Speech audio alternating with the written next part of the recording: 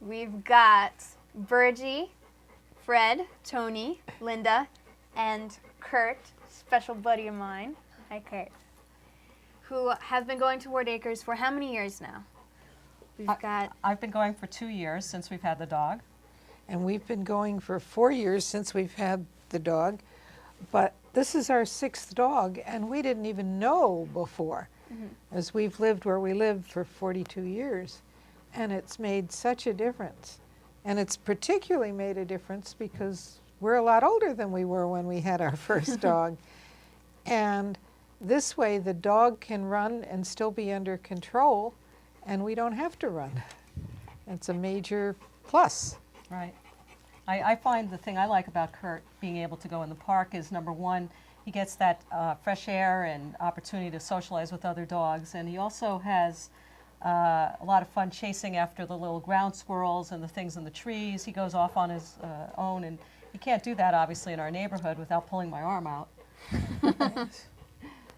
We live about a mile and a half from Ward Acres, so it's a pleasure to take him over at least once a day. And I've had open heart surgery, so one of the things that's wonderful is doing some walking and good exercise. And you certainly, he gives me that opportunity there.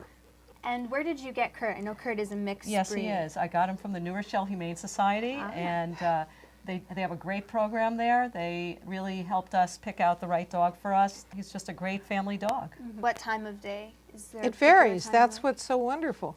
You can go at any time, and there's always other people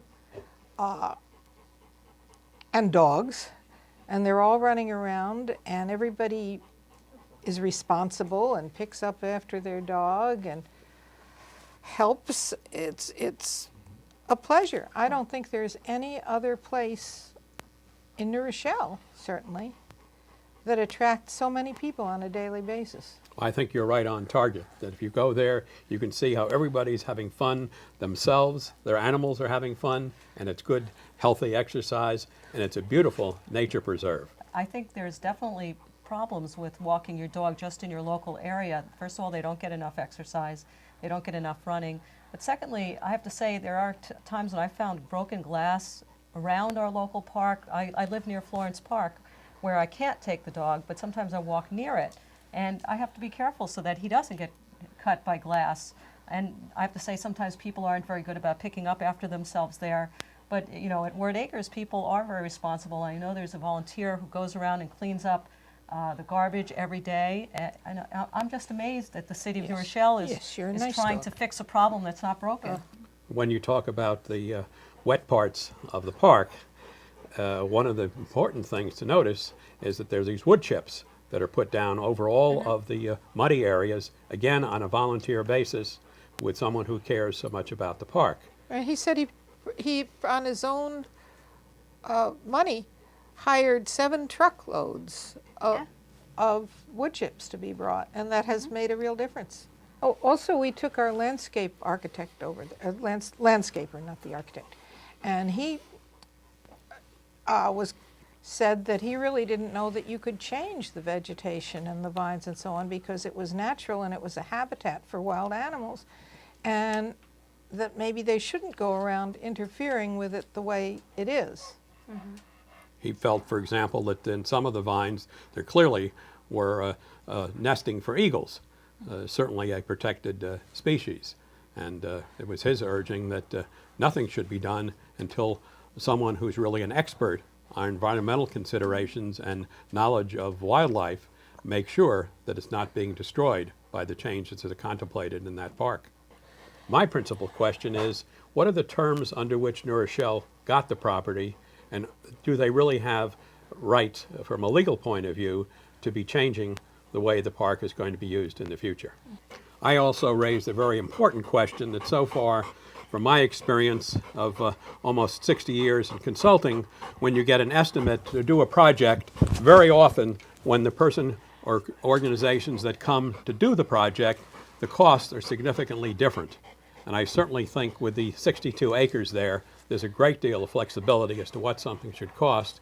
And when we've been at these town meetings in New Rochelle and hear the need for more police, more firemen, and other real safety issues, you really wonder, is this a waste of resources where everything now, as you heard, the park is cleaned by volunteers, people are enjoying themselves, it's safe.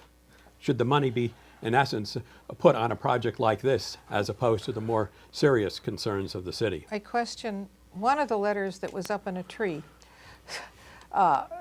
informing us of this said that some of the upkeep had been given by the state, New York State Conservancy, and therefore how can they charge different amounts for different people depending on where they live, and if they do, then they have to have someone to enforce it, which will probably cost more than the money they would bring in.